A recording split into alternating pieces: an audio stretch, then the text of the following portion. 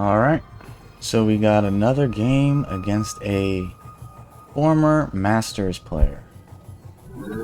And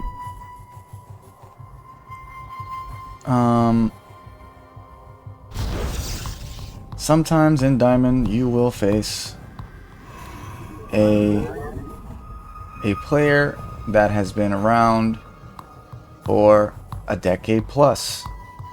Sometimes you'll run into a player who has been a Masters player more times than one in the past decade, and somehow has dropped down to Diamond very recently, or is just doing the very beginning of their placement matches after a decent hiatus.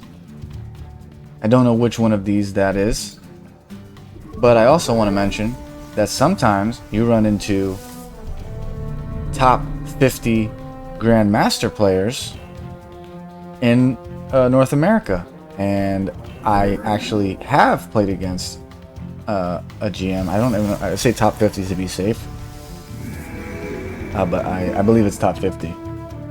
Who's a former top 50 Protoss player, Grandmaster in North America, and is currently on a pro team.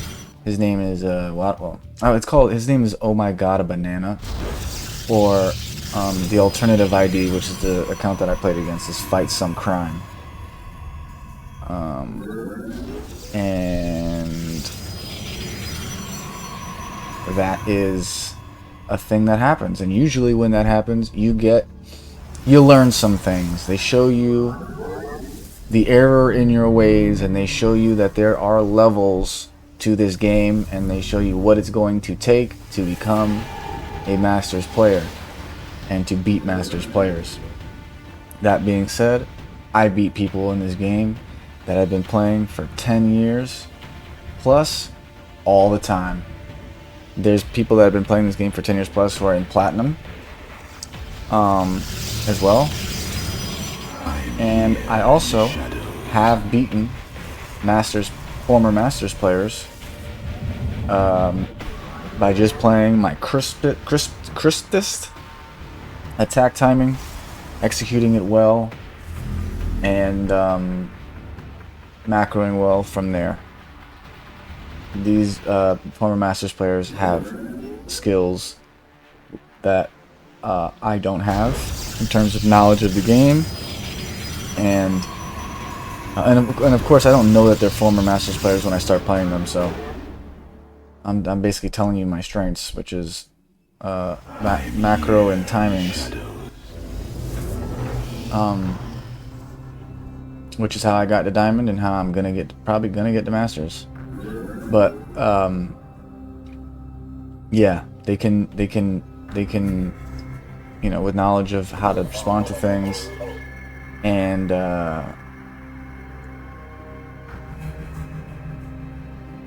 dude, what's up with you? You want to start that freaking Immortal? Okay. New technology researched. I think I made another pylon too quickly here. But yeah, these Masters players, it's like their micro in the beginning of the game is usually really oppressive, in my view. And I always hear Tastosis talking about how, you know, if you're a higher skilled player, that you should like basically play passively and try to like out macro your opponent, because you know, you're giving yourself more opportunity for your skills to kick in. No, I 100% disagree with that. And there's you know, like, Korean players don't do that. They play aggressive against worse players because, in my view, macro's easier, right? Some players are really aggressive, and that's how they get good. Some people are really passive macro players, and that's how they get good. They all have different strengths and whatever. But I feel like if you're a better player, the way that you find out is by cheesing them. You have to cheese them. I return to serve. to see if they can, and but you still give yourself more opportunities because because by the time, like, you give yourself more opportunities because you're attacking, so you're interacting with them quicker, so you can kind of lean on them more. Whereas if you give them an opportunity to get cooking, now they're in their comfort zone, and you may have just missed an opportunity to take advantage of their lack of experience. So, but I'm trying to say is that Masters players, they have a breadth of skills that I don't have. So my way of beating them seems to be playing just my best game of a sharp timing and causing damage into macro. So this guy expand. Normally I would check for a third. Let our enemy know our fury. I am here in the shadows. He should be staying by the spine crawler as much as possible. Those immortals need to get moved. Oh no, I don't know what he's doing.